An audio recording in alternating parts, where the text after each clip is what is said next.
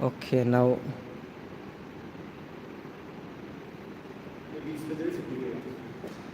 Oh, yeah, yeah, yeah. That also good.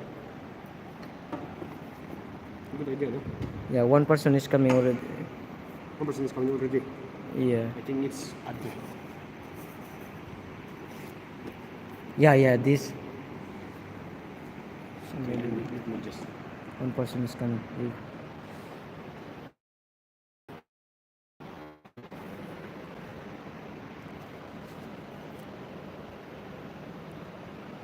Fifty percent already used. So the thumbnail, let me try again, bro. Thumbnail. Wait, okay, bro. Thumbnail, let me try again. This we can do later. Really? Okay. Okay, then I will share it in the. Okay, Ramadan is good, no? Yes, yes.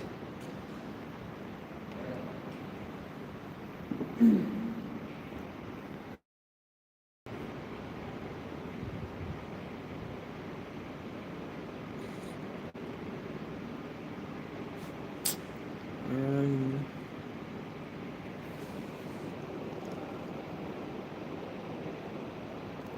Live stream, no? But how? You see? It's coming or not?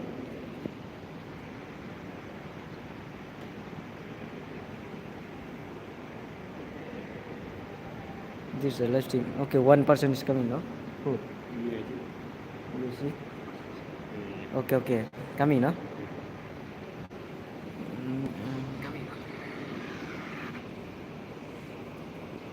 Hello, guys. You want to tell something about this? Hello, guys.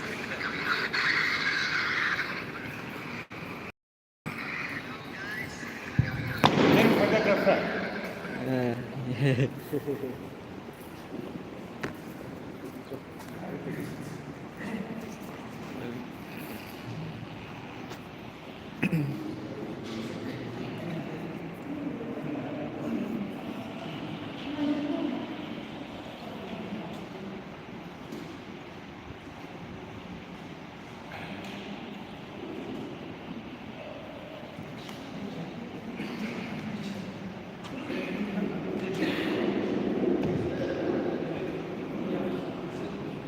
Berarti device.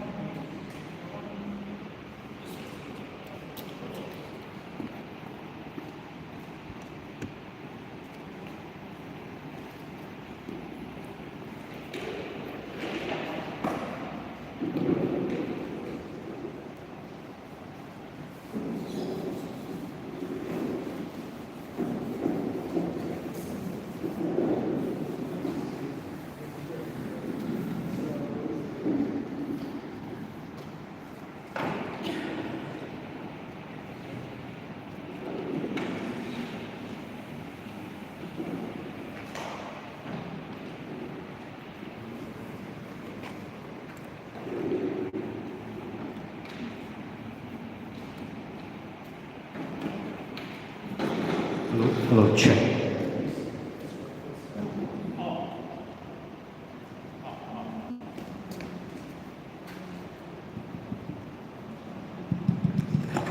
Hello. Check. 1, 2, 3. One. Ah. 1, 2, 3. Yeah. Hello, check. Testing 1, 2. Testing 1, 2, check. 1, 2, 3. 1, 2, 3.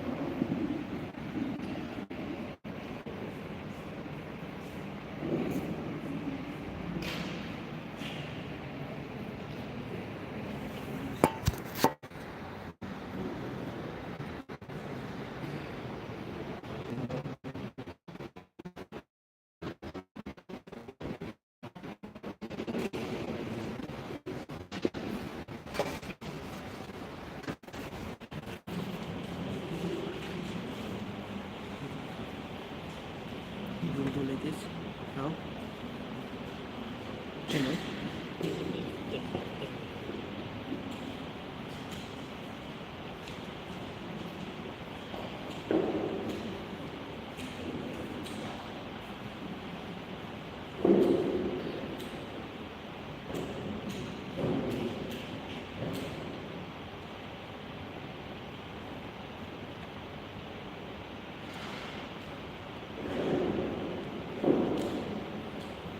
going on. You'll see. What's in there? Let's see.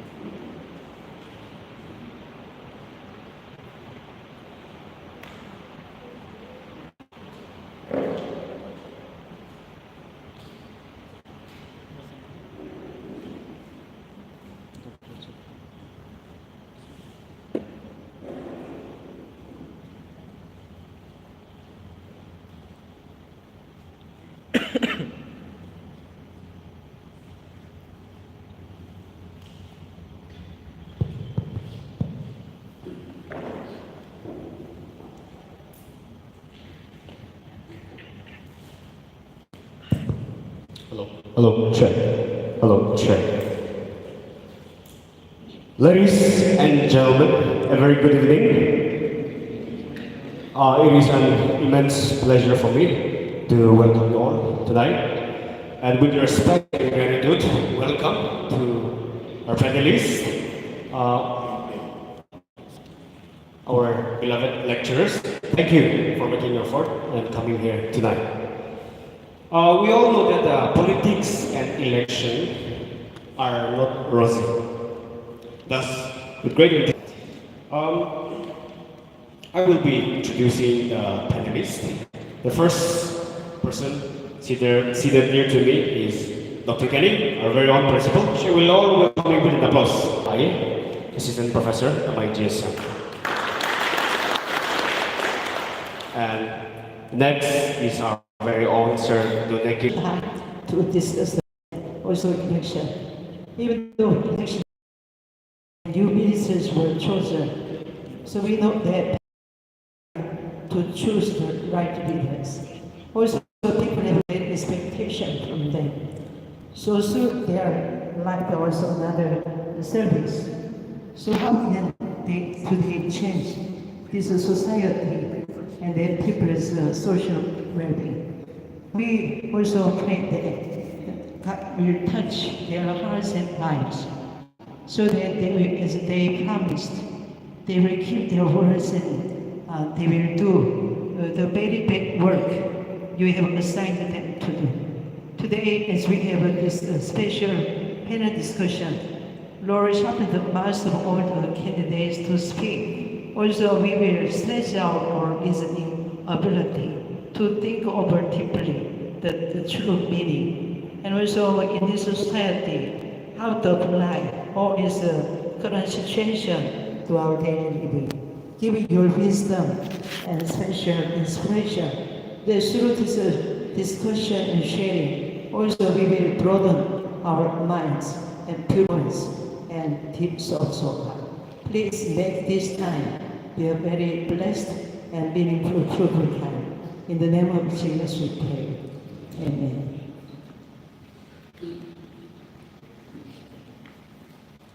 Thank you, Madam.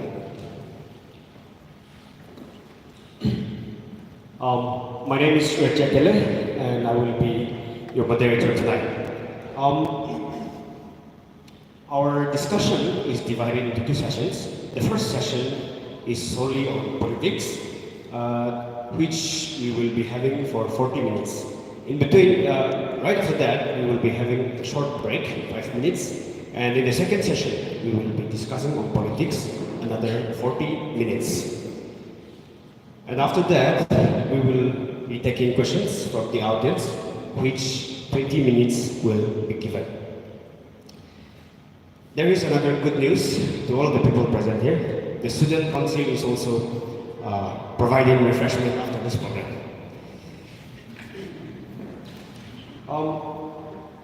The Student Council, in collaboration with the Christian Literature Committee, with the shared concern of our society, reflecting on 2023 election, how the governing political power is used.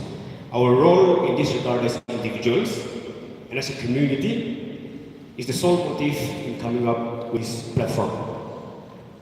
We all know politics and elections are essential part of our everyday life. For most of us, it may be all about who runs the country, the state, and who gets elected.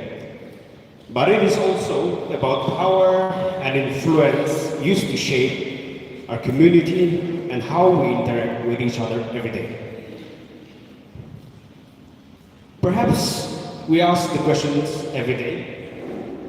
Do politicians use the ideas about society's needs when they're trying to get elected to office so they can meet the needs better than anyone else? Is politics such a dirty game? Why are violence involved? Are there other political systems that is better than the ones in India? Or, we all have this question, especially on the political parties like BJP, targeting the minority religions, and etc.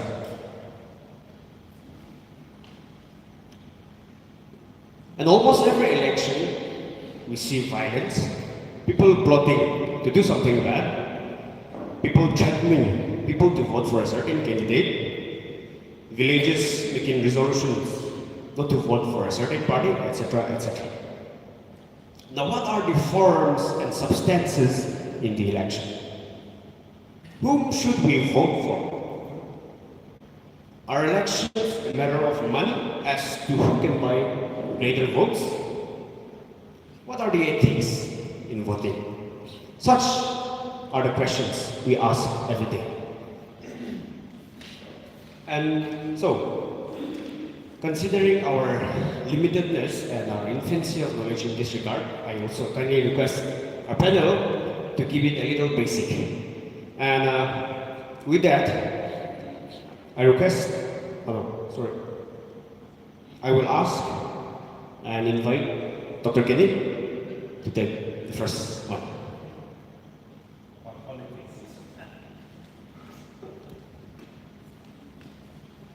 Good evening to all of you. It's my great pleasure and privilege to be among you as one of the panelists. In fact, I'm very poor at politics and also I don't much involved in it, but it is a requirement and everybody is required to be a part of this, and also we must embrace, we must practice, and we have to have a deeper understanding and knowledge of what is all about politics and also election as well. We know politics come from the Greek word politika. So it has to do with the affairs of the state or the cities, the activities associated with like decision makings. It has to do with policy makings, and also it has to do with the power and authority in relations to the people, for the welfare of the people, for the development of the people, and for the wealth or distribution or of wealth or resources, or to have equality, justice among the population. So politics is not something bad or dirty, or we should have a negative attitude towards politics. Rather, we should embrace and we should practice it, and we should take it positively, and also we have to be good politicians as individuals, and also in whatever status or positions we may be, we have to promote or we have to preserve the good practice of politics. In terms of politics, we come across different kinds of systems, political systems. Of course, our country is the largest country in the world practicing democracy, have the greatest, say, democratic country. Also, we have a monarchy and also authoritarian or totalitarian system of political rule or system. So, politics is the way that people practice among the groups in the cities or states or countries. And mainly it has to do with decision making and also to plan and have policies for the welfare of the state or government or people. It has to do with a good governance for the people, where the people are in the city or in the country. We know politics has become like a natural tendency of every human being. Whether we like it or not, we cannot avoid it. It is like natural instinct in us.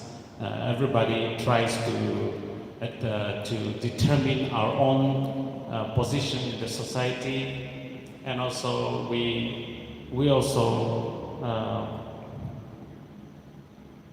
try to achieve whatever is for our well-being, and also we pursue to influence others, to accept our views, our ideas, our ideology, our contributions, so that in one way or the other we lead or we rule or we guide or we contribute or we influence other people to follow our ideas or our position. So if a person, any individual has the ability to influence, then he or she can achieve in a social life as well as in political interaction with the people, and then he or she can have like a power or have an ability to make decision, and also able to manage or organize for distribution and allocation of the facilities or of the resources among the people. So politics has to do with our total life, that whether you become a politician or not, everybody has that tendency that we want to have our own position, we want to achieve something, we want to influence others with our abilities, with our achievements, and with our also attempts in order to have power, authority, or ability to make a decision or contribute for the welfare of the people, or in the governance, or for the development of our society. So politics is something that we all have to embrace, and we all have to also exercise our abilities, our wisdom, and also our interest for the betterment and for the proper exercise of politics in our societies and for our government, for our state, for our people. So we have to positively embrace politics, that we should not try to avoid or escape. We have to exercise our position, our right, and our due responsibility for the contribution for the total well-being of our society, so-called government or state. So as of now, I will say that much and transfer to the next panelist. Thank you very much, Dr. Kenny. Secondly, we would like to give to Sir Lune. Yes, as I've not mentioned yet, but you will be exchanging your views and questioning your fellow patrons as well. And so also you can have avail 10 minutes or a little beyond that as well. I would like to thank and also congratulate the Students' Council for bringing up this up. I think it is very apt, even for a dispensation. We recently just concluded the assembly elections, and when particularly this word politics or election tickles our ears, we have a tendency that we try to shy away, or it is something that we feel that it is a kind of a taboo, or we try to think that it's something that church should not be involved, or it's something that maybe particularly maybe theology or theologians or Bible students for that matter, or anything related with church shouldn't be involved in politics and election. I believe we're in a dispensation where we're the enlightened ones. We have the information, we have the wisdom that God has given us, that it is something where each one of us, particularly in a scenario such as this, the Bible college students or the theologians, each one of us is a stakeholder. So I would like to begin by saying that when it comes to politics and election, don't shy away, but think that you and I are stakeholders. Socrates rightly said that we are social animals. And when we coin the word politics, Sir Kenny has also mentioned, the word politics itself, Aristotle defining as polis, meaning city, and tikos, meaning affairs. So it talks about the everyday affairs in a city life. A city life taken in their context for us, daily town affairs or daily MI affairs, something like that, which we can relate to. Something where we cannot do without.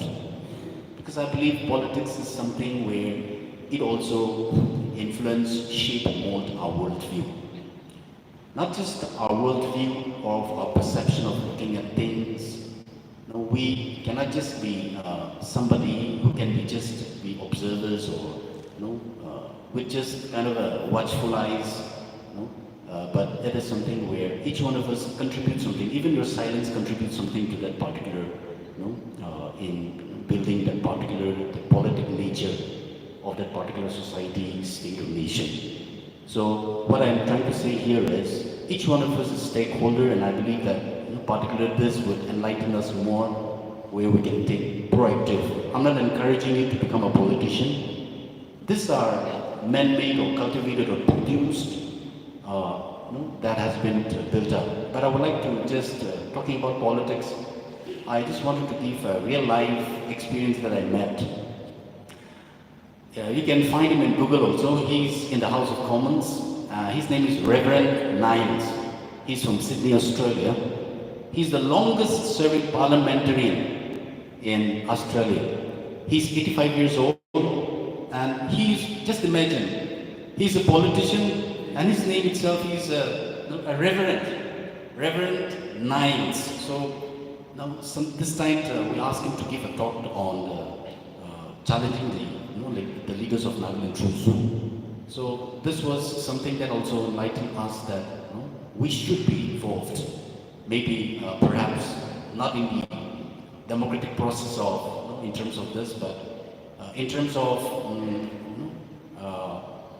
in terms of speaking our minds, in terms of choosing a representation and so on. So basically, the point that I want to emphasize here is it is something that which we cannot do without.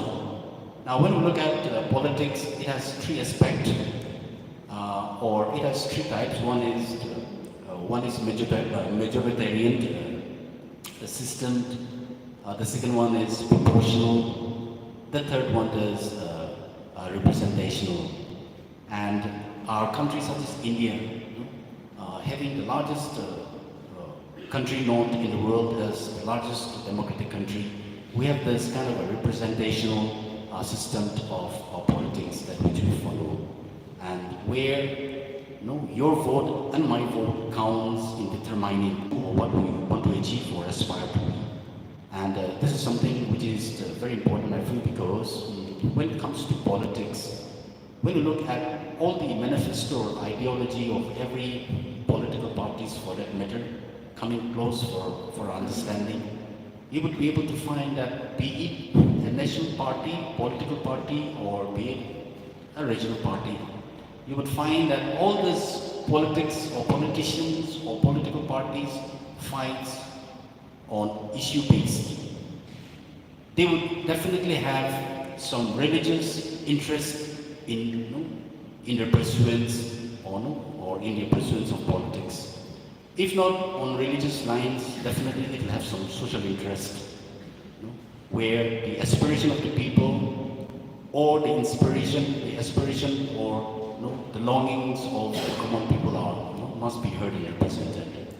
And when we talk about politics and church particularly, or when we talk about political ideologies, I believe that this is something that it strongly influences each one of us, that helps us to give this perception about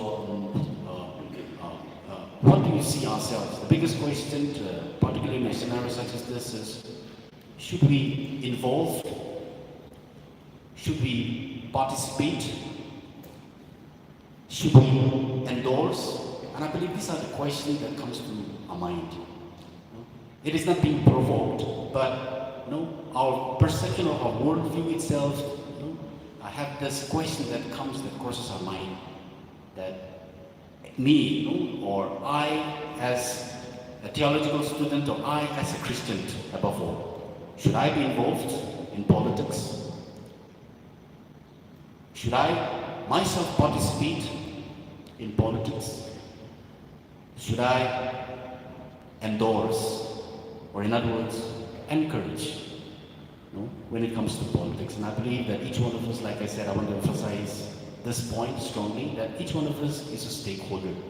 Not necessarily does it mean that endorsing that we should be proactive, but whether we like it or not, it should be in our conscience. It should be in our conscience, in our knowledge, that either we choose to, or even if we don't choose to be, we are stakeholders in that decision making, and politics takes such an important role where we breathe, and it is something that you cannot do without. So that is what I have to say for now, and as our discussion heats up, I'm sure that we'll have something more to discuss more. Thank you. Thank you, sir. Now, coming over to Sir Otto.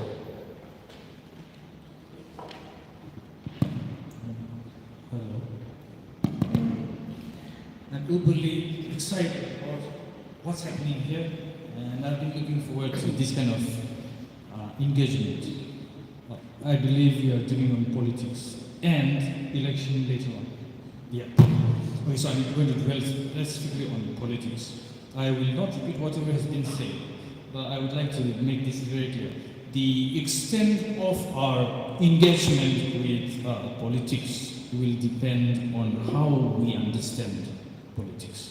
So whatever has been said will come within that framework. I would like to bring out just 3 points. First is that, as Aristotle said, we are all political beings. And we can't escape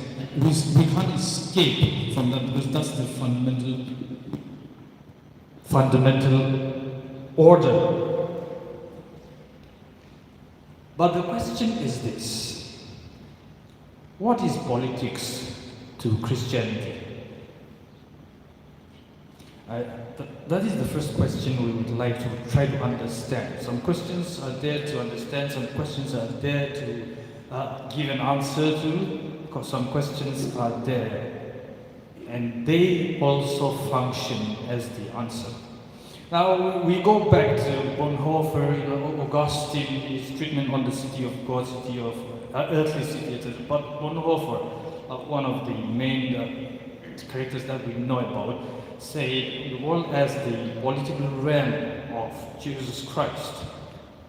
But that's far more within the evangelical interpretation of a picture that is presented within the framework of a theory wherein God becomes the overarching principle that guides every political system. But moving forward, we also have Moltmann who said that for a more deconstructive sense of our participation, we have to understand politics in terms of political theology. Which means we're saying, hey, what is politics to Christianity? Then these are some of the directions that people are taking forward, especially, and excuse me, I have a little flu, so time and again you're going to hear this kind of disturbances. So theology is always contextual. Politics is one of those major contexts. Context could be, a tangible society where you live in, or it could also be an idealistic concept that guides your daily engagements, or it could be also another academic pursuit. So, political theology, or our Christian sense of politics, was vastly discussed during the early stages of liberation theology. And that's where political theology was cemented. That's where politics was given a broader understanding to Christianity. So Christians interpreted politics. But this all goes back again to the Bible. We will come to that later on. Second, the crux of the matter, the second question is, how do Christians relate to political system? Or how do Christians relate to political order? Depends on, of course, what kind of political order you have. Certainly has already said much, Principle has also said much. But not repeating whatever they've said, we have to remember several things. And that is, another question is not just how do Christians relate to political order, but can there be a Christian political theology? Or, even if there can be a Christian political theology, what makes a political thought a Christian political thought? What is the determining principle that gives a certain thought as a very, very distinctive identity that is a Christian political thought? Then there usually the other general political thought. What are the things that comes in? So, in order to answer that, in order to process that thought, we need to go back again to postmodernism. And this is something which I always say to my students. We have postmodernism and we have the problem of relativism. And politics is many things to many people. For you it is this, for him it is that. And with that comes democracy. Well, democracy again is many things to many people. Something that is undemocratic to me is democratic to you. But I have to accommodate you because democracy dictates that I should accommodate even the undemocratic elements. So, in that sense, it becomes much more an individualized concept. The third way I would like us to concentrate on is this. Can specific political structures or ideals or programs be derived from the gospel? Or in a broad sense, we're asking, can the Bible provide you any kind of ideals to form a political structure? Is there any guidance from the Bible for political order? And I think as Christians, we should think about this. Because, politics, as I've said, we cannot escape politics. The act of trying to escape itself is a political act. It's the same way as saying not opting to choose itself is a choice. So within that, again, we have the age-old problem of the church and state equation. Neighbor, Aquinas, and Luther, all of those people. We all have seen that in our other classes. The dichotomy of the church and state. This has plagued the world history so many times. But the underlying problem within this is, I think many church traditions failed to really interpret what politics was. And many a nation failed to understand what politics is to a religious context. Now, of course, we have to understand what is politics, first of all, what is government, what is a state, what is a nation. All of these are different. So we should keep that in mind. But focusing on just politics, we are faced with the problem of church and state. And we have New Orthodox theology and other existential theologies that responded to this. But again, we also have what is called the postmodern syndrome again. The notion against the absolute. If you profess one as the absolute, then I will profess the another as the absolute. Somebody said in the postmodern context, there is no such thing as absolute. But that statement itself is an absolute. So that's why theologians such as Donovan preferred to say, instead of saying political theology, he wanted to call it a theopolitical tradition. What kind of tradition is emphasized in the biblical tradition, in the biblical presentation of political society?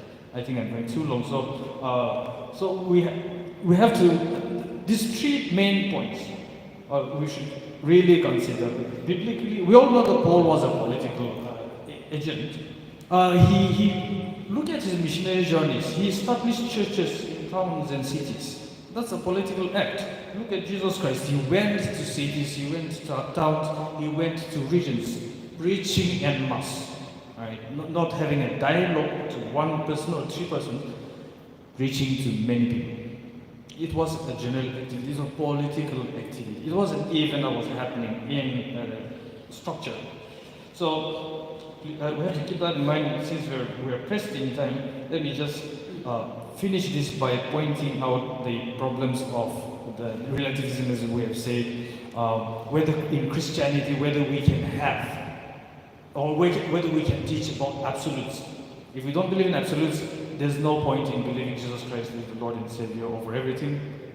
And if we have the idea of absolutes, then we are overstressing because we cannot claim. Or contextual or hermeneutics. How do we interpret biblical passages to a political in a political context? What is Bible to politics? That's the concluding remark I would like to dwell on. I'm sure there will be so many questions. But all of our political thinking shouldn't be, not just a surface level understanding of what is happening in the society, but we have to go deeper in order to really have the right resources to respond to whatever is happening in the current scenario. And I'll conclude with that. Thank you very much. Thank you very much, sir. Now, with that, we will be coming to Dr. Kenny again. If you have anything to analyze or interact, then we'll begin to you, sir.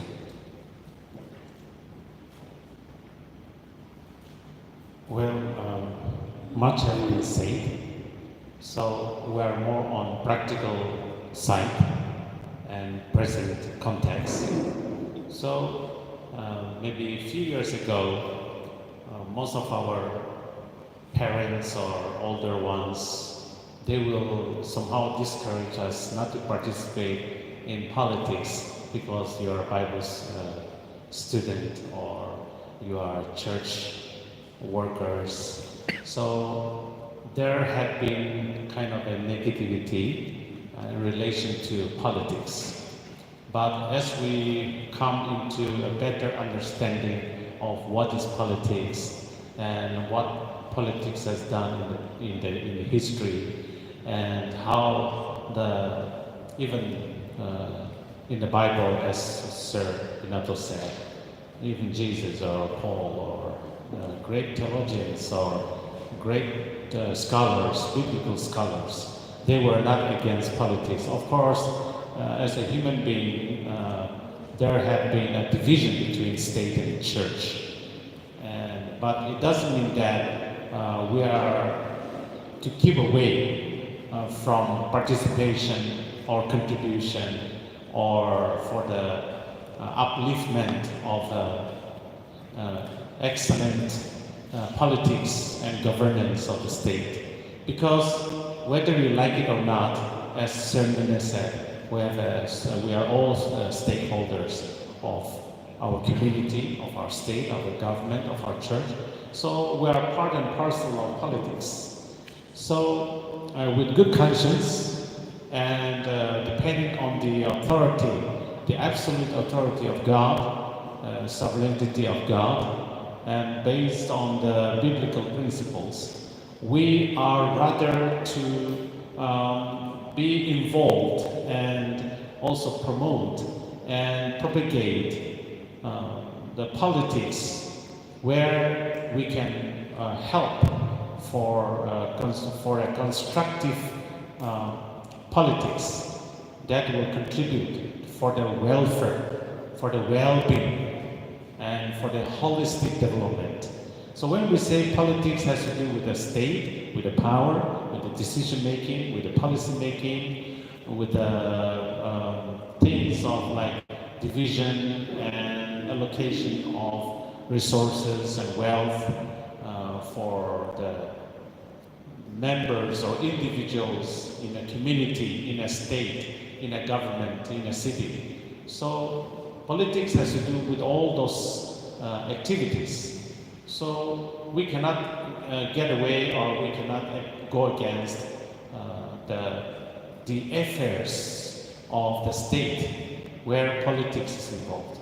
So as we come to understand more and more what is politics, we have to encourage one another, and as theologians or as Bible students or as church workers or as full-time missionaries or as reverends or doctors or whatever, we have a position, we have a responsibility, we have obligations, and we have also natural tendency, and also we have a wisdom and gift from God that we are to fully embrace and participate to the fullest measure, that we exercise our right, our freedom, our responsibility, rather than instead of trying to escape, trying to avoid, or trying to go against politics, or discourage others not to get involved in politics.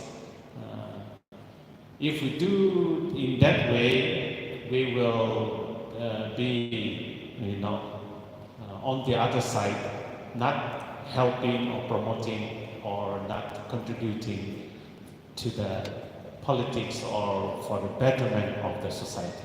So I encourage all of us to go through the history of politics and the biblical principles of politics and also the present scenario of politics, so that we will be the builders of future politics. Thank you. Before I give the time to our senator, I would like to put a question in there.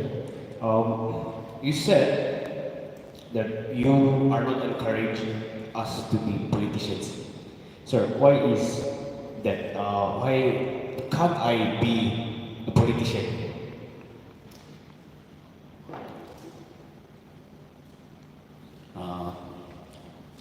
My intention of saying that is, it is a personal choice. I remember when somebody interviewed Barack Obama, the former US president. They asked, "Why are you a Christian?" Interestingly, his answer was, "By choice." And I think it answers all. He simply said, "By choice." And I believe when it comes to even to politics, that is not something where I can make a decision for the others. For that matter, later on when we discuss, therefore one man, one vote.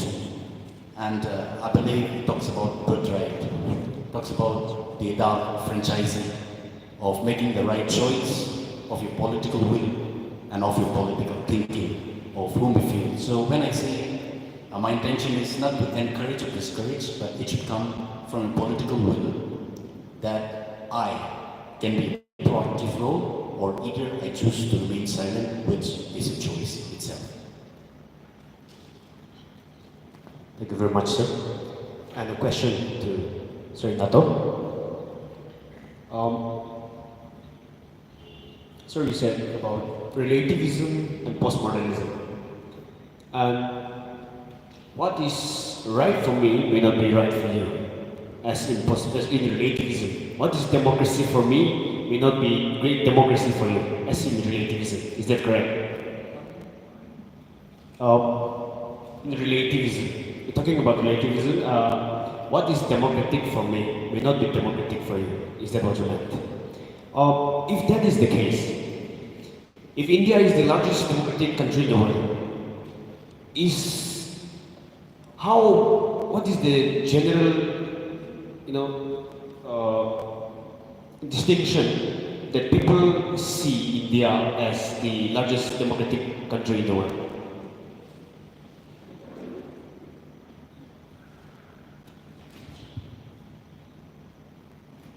That's it. That's it, sir.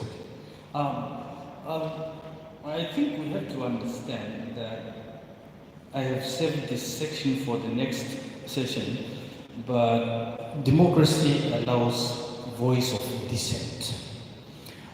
Without allowing people to misbehave, it is not a democracy anymore, because democracy accommodates almost everything. Because it is by the people, of the people, for the people, and people means people. So, what is democratic to me might not be democratic to you, so you might opt for another democracy, because there are several forms of democracy. Alright, so say the best example I can give you is the United Kingdom. Theirs is a democracy, but their democracy is entirely different from our democracy, the Indian democracy. Why? Because they are paired with monarchy, whereas we are fully free from. So, in that sense, relativism sets in. See, your breakfast could be my poison, all right? Your fashion could be my rough book.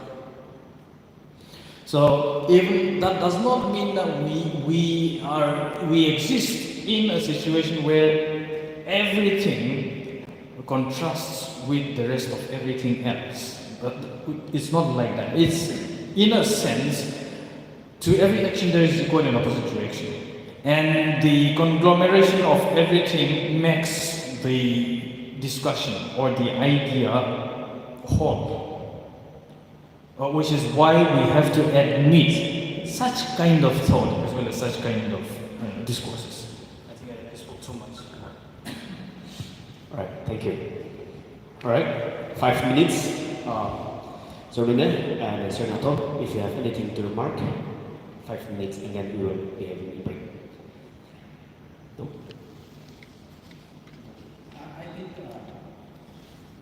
I just give one point that struck me. I think I won't be at peace if I don't say it out. I was just thinking when Srinato mentioned about, can we build a politically driven political structure? I think that's very, very important for us to take us with, which I'm going to take with me. When we look at the Bible, we do not see politics, by the way. The term politics we don't find it in the Bible, no doubt about it, or for that matter even election. But one thing definitely this we find. We do find in Isaiah 9:6 that the government shall be upon his shoulder. The very word government repeats time and again in the Bible. And I think this implicates a very, very important message for us. If you remember, our Prime Minister Narendra Modi, upon coming into politics, into power, he said he's going to make 25th of December, which is considered to be one of the most important day for us particular Christians. He said that we're going to make this 25th of December as a good governance day. Are we offended? Or should we rejoice? You know? I believe it is relevant and it is apt to make it as a good governance day. The reason being Isaiah 9:6, for the very reason why we celebrate Christmas as well. That God has established the government, and the government will be upon his shoulder. And I believe one thing that I just want to encourage taking this is it would be an academic scholarship if you can come up with developing particularly a politically driven political structure. And if we can do that, I think that would be, I would put it across the audience or every one of us here that is something that I'm going to take it with me, and then I would like to even throw it to you, something to bite, chew, and digest even as we take a 5 minutes break. Thank you, sir. Our minds are so much stimulated now. Some of us are wondering, and so they are in dreamland as well. That was a wonderful first talk about politics. In the second session, we will be having a greater time. So that's it for the first one. Thank you. We will have 5 minutes break.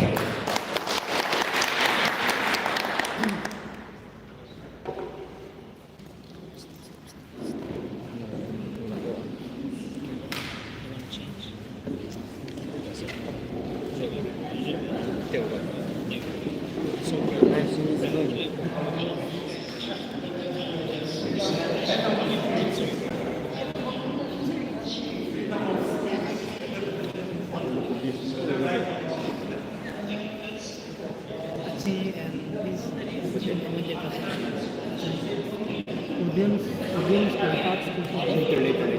The session will be there.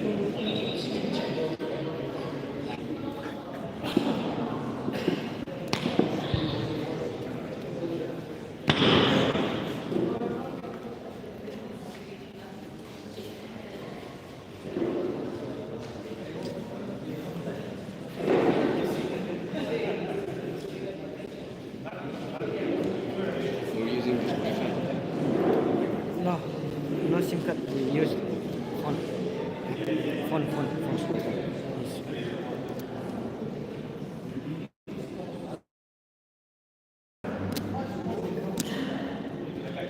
Many coming,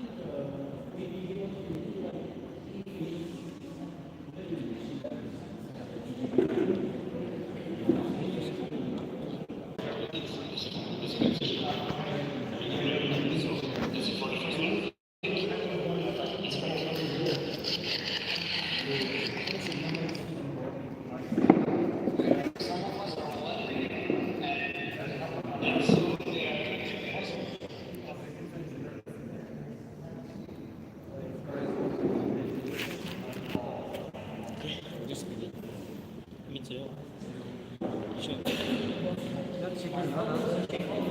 see now?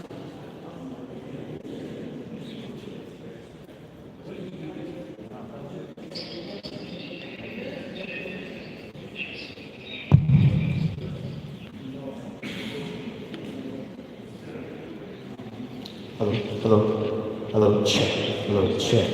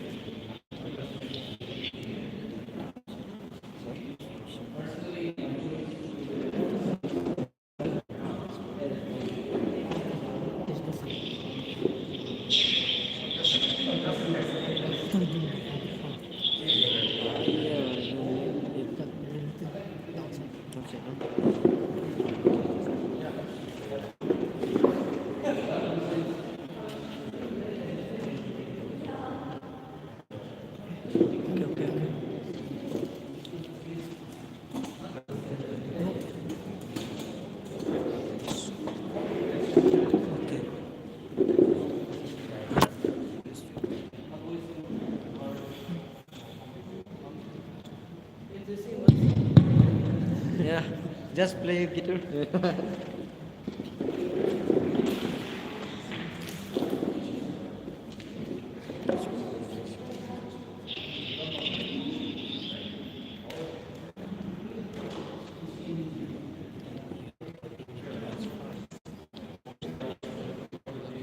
Not going back.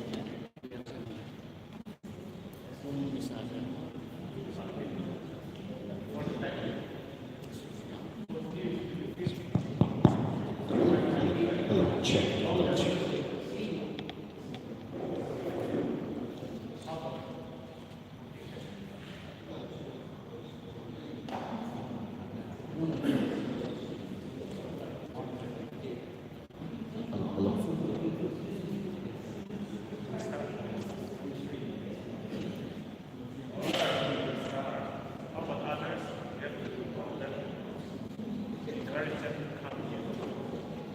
Hello, hello, hello, check.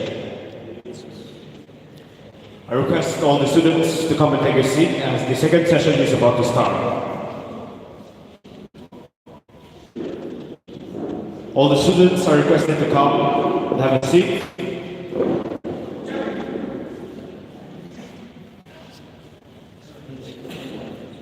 Hello, hello, check. With very limited time, we will just proceed on to the second question.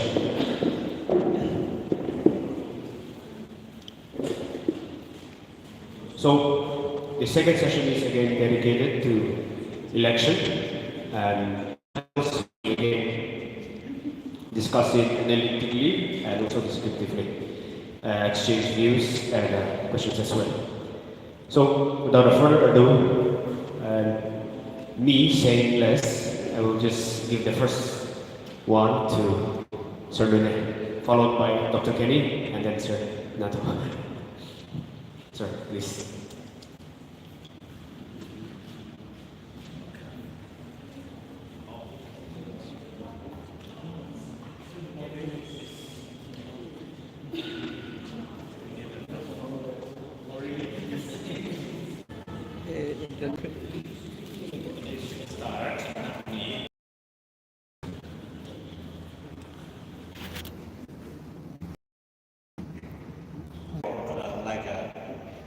Like casting a lot.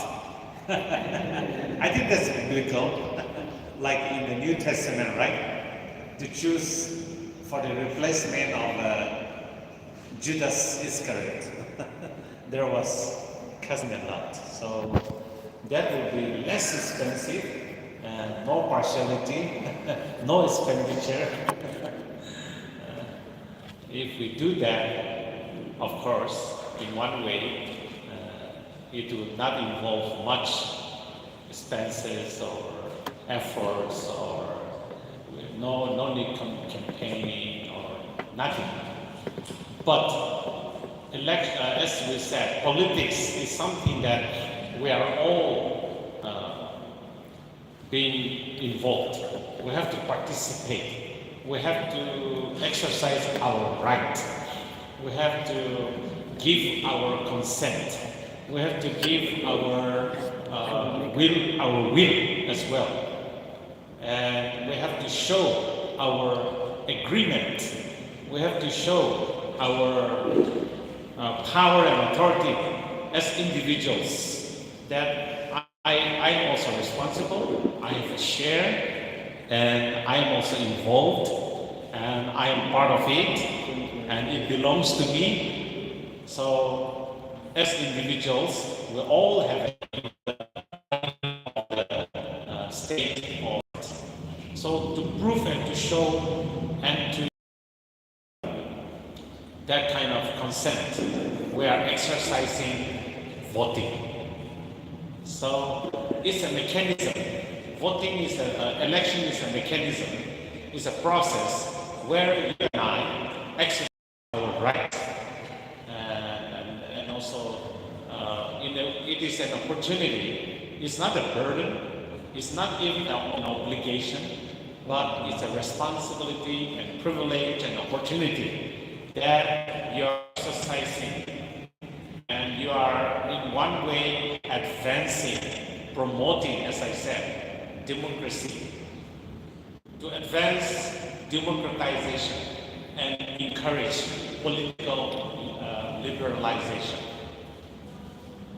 So if we participate, you and I participate, we liberalize the politics, or the politics that everybody has right and freedom and also opportunity to exercise our right and our vote and our contribution. So you are part and parcel of the government, and you have a share, and also you have a position, and you have also voice to say against or for of the government. So election is not something burdensome, nor is not something that we should avoid or we should escape. But rather, since we are not exercising, casting a lot voter system, we have to participate. Sometimes we feel that, oh, my vote, my single vote means nothing. There are millions or thousands, so even if I don't vote, it's okay. There will be somebody, there are many people to vote, maybe mentally or verbally, you say, I support that person or I support that party. But unless and until you vote, you cast your vote, your verbal support, your moral support, or your mental support is not valid. It's invalid because you didn't give your vote. So you have no right to claim nor to disclaim the victory or the leadership or the party or the ruling party, your participation. So verbally, mentally, morally, and in practice, you have already given your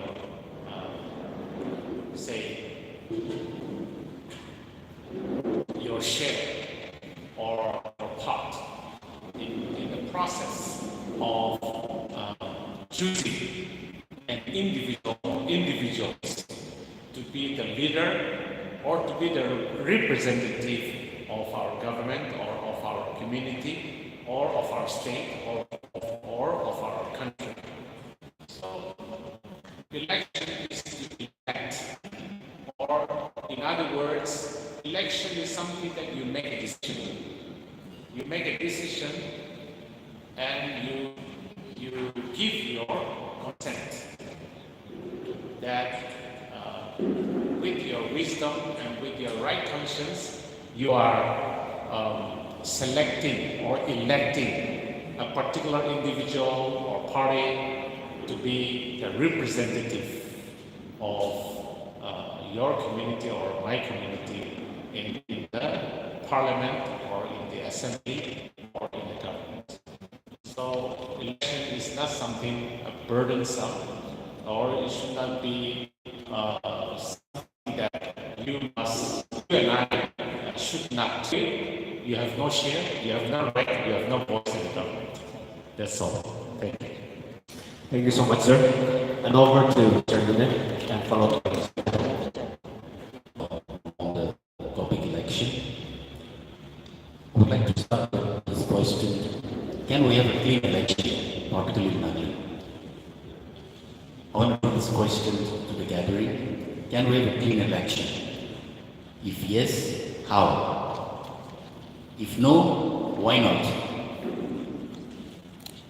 When we talk about this election, particularly it's very interesting in India, and of course the Constitution of India, when we look at Article 324, it talks about election, where each one of us have been given the freedom.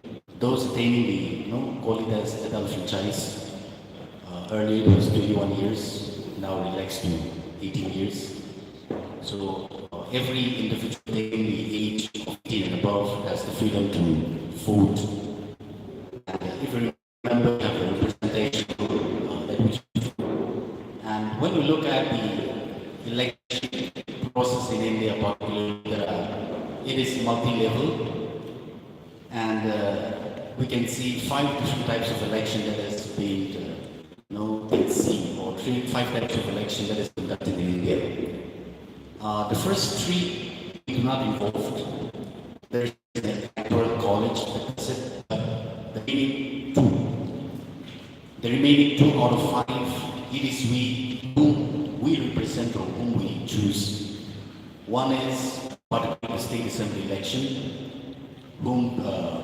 and the other one is for Lok Sabha or MP representation that which we send from our state to represent us in the House of Parliament. My concern here in our discussion, I believe, should be circling around this. We talked about this clean election, and you would be. It is interesting to find that also just do some research. When you look at the election, the origin of October, the first ever election in India was. And I was able to find that the first 3 years of election was 51, 52, and 53. It is absolutely free, fair election. But by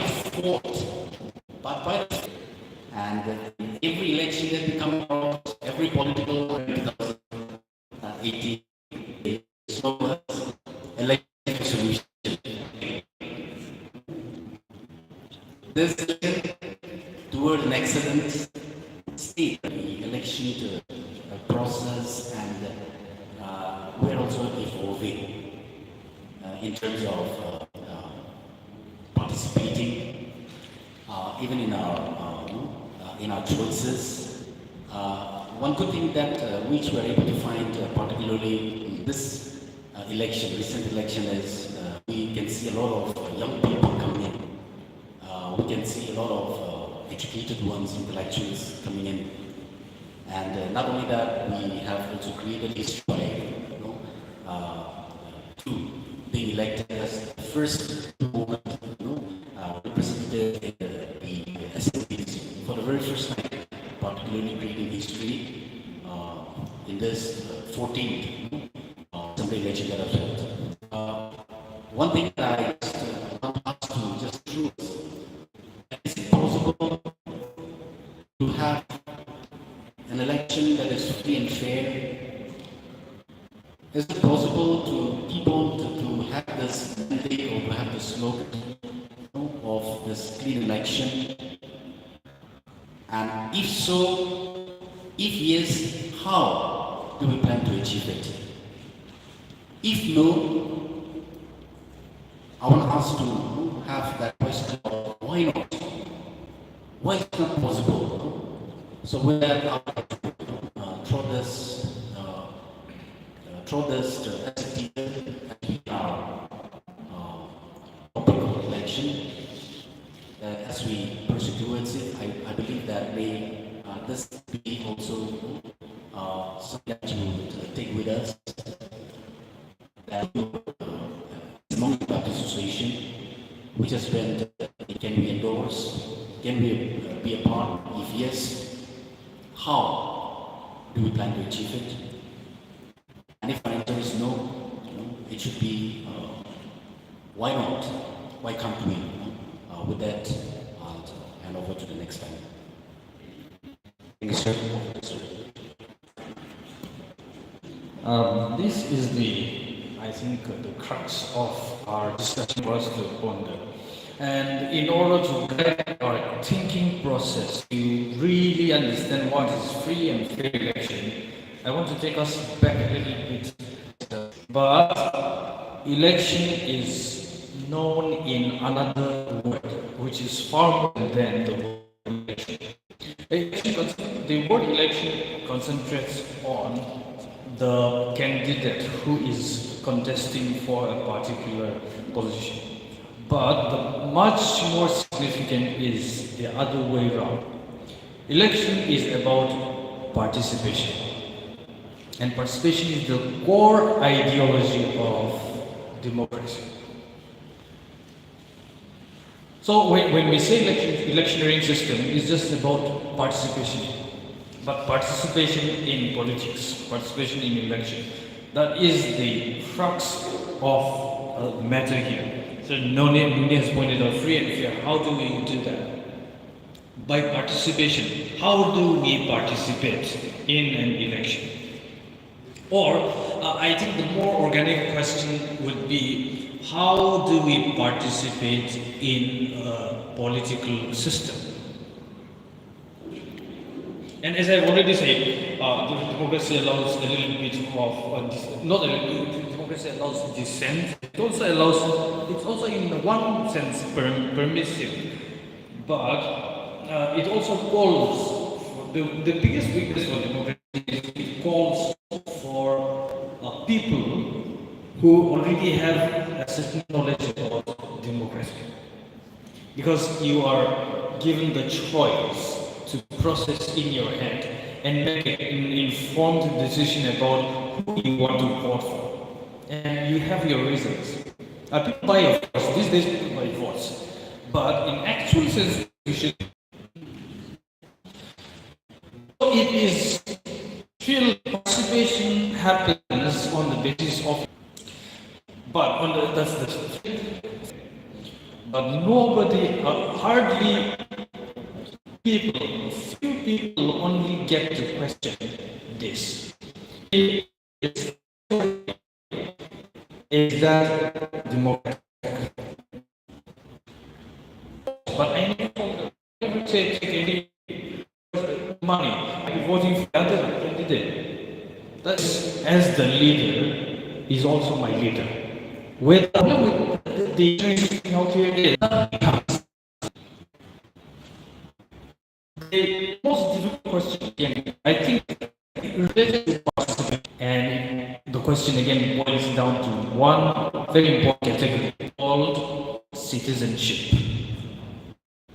As Christians, how do you exercise your citizenship? First of all, I have my franchise, right? But how do you, that's one section. How do Christians exercise their political citizenship?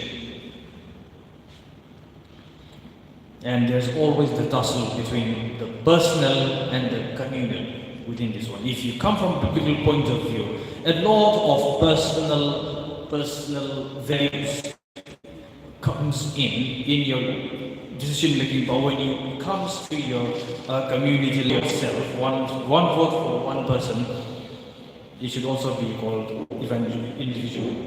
So there are dynamics like that.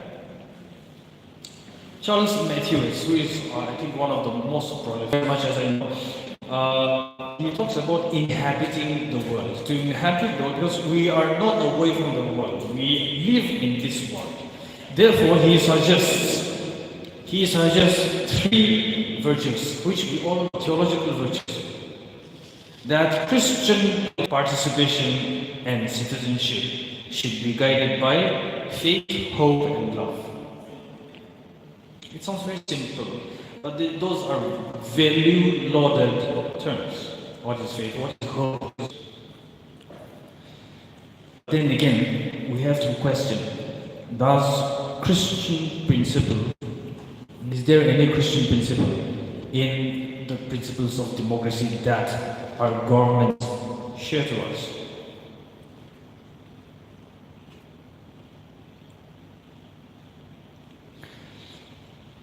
There's always the pressure on the people, and of course the system. We lots of don't have more to do. If I have to participate in the electionary system, how should I participate? If there is a call for free and fair election, what constitutes free and fair? Well, I think that's clearly pointed out by NBCC directives about free and fair elections, which are, I think, it encompasses most of the values that are important. So that will clarify a lot.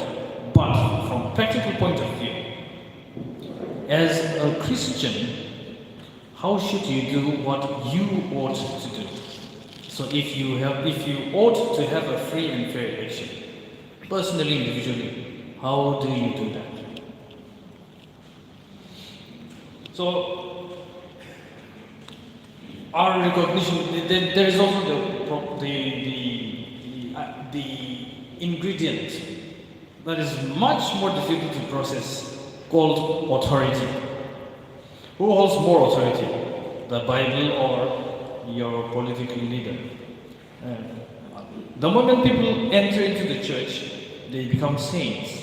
But the moment they get out of the church, they become somebody else. And especially during the election time, people are tempted in ways that we cannot even imagine. You know, it's all about power and money. So how do we address the accrual of power and money? How do you handle? We are not saying, okay, you shouldn't have power. No, there is authority. The electionary system, the Bible itself, the Christian theological tradition itself has given us, has taught us a lot about authority and power. For example, a canon law, canonical laws, or church administration and styles like that, or other forms. Monarchy is right there in the Bible. Theocracy is, of course, right there with Jewish faith. So as people also call, some Christians, they prefer to call our participation as citizenship on the basis of discipleship. And that's why they say discipleship is a political activity within Christian life. Because in order to be a disciple of somebody, in order to be a disciple of Jesus Christ, you are proposing a better authority against the already existing authority. So you're a disciple of another authority besides the one authority that is the state that's guiding your civic life. Therefore, participation in election requires this kind of information that we need to have. Main is mob rule. If it's by the people, for the people, and of the people, it could turn into a mob rule. And even if it is a single majority kind of majoritarian and representational government, there's also the problem of tyranny of the majority. And also representation of whom? Your party or all the people? So there are lots to condense when we discuss electioneering system. But these are the things that should guide us, because as Christians, we always have one norm first of all. Jesus Christ is our norm. That is the basic thing. Now, I remember telling the students about God's Not Dead, that movie. In that movie, there's one saying which I like quite a lot. It is about truth. So when the students were asked about truth, one of them replied, there is only one truth. That truth is a person. His name is Jesus Christ. So for us Christians, okay, Christ is the norm, but how do we go about? Right? That's why, having a Christian, we are not exposed to so much to a situation where there are less Christianity. We are much more exposed to a context where Christianity is a very major religion that is prominent. So, are we really showing Christian participation, Christian citizenship, Christian discipleship when election systems get to our nerves? I think I would end this with that question on the table. Thank you very much. Thank you very much, sir. We have heard a lot, and yet a lot will be heard again. I have a question for the three of you, and for which we want you to give your perspective on this. As we are seeing in our society, a lot of people are against this political party, so-called BJP. Now, what are your thoughts on this, gentlemen? Or should we not vote for this? Starting from Sir Nanda, you may please give your idea, sir.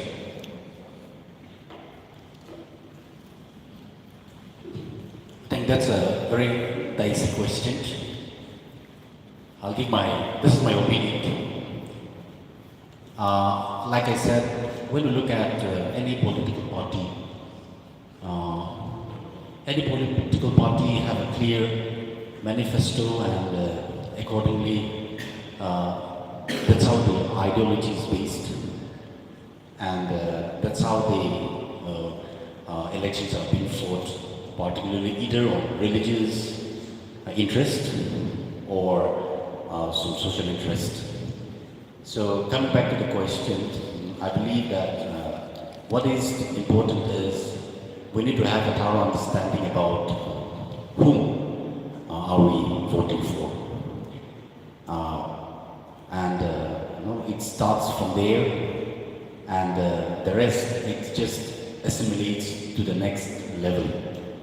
And I believe if we have that understanding, that knowledge, that education is being given, what a political party stands for, what is their ideology, what is the manifesto, I think this should be a guiding post to make whatever choice and decisions that you and I, that God has given.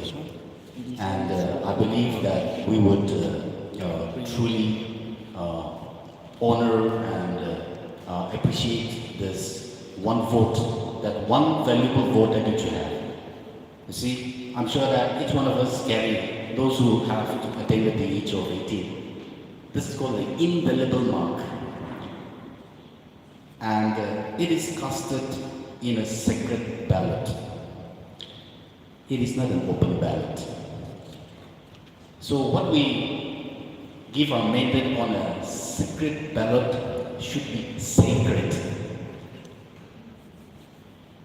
What we cast our vote in secret, it should be sacred, I think, even in the eyes of God and also in our conscience mind. By saying that, don't vote unknowingly. Don't vote blindly, but we should vote responsibly, and your conscience should hold responsibility to whoever that you have voted for. And I believe this would answer the question. It's not about which party that you vote for, but our vote should be driven with a clear conscience, with a responsibility to whomever that you are voting for. Thank you so much, sir. And now, Sir Nato.